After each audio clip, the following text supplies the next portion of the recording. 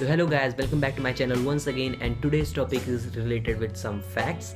So without wasting any time, let's get into it. In 1973, 42 computers were connected with each other and it was known as internet.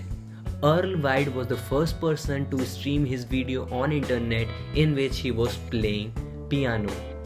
US government gave $1 million to Indiana University to study on memes because memes and trolls predict a lot about the personality.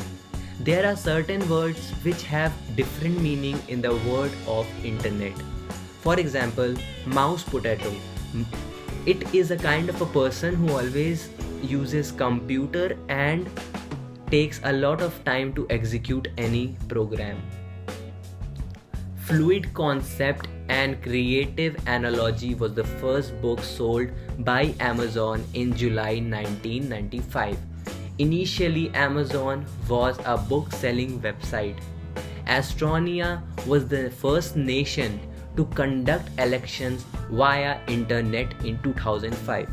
So these were the some facts which I think you must not be knowing. So if you like this video and want to continue this series, then like the video and comment down if you want this to continue, and thanks for watching.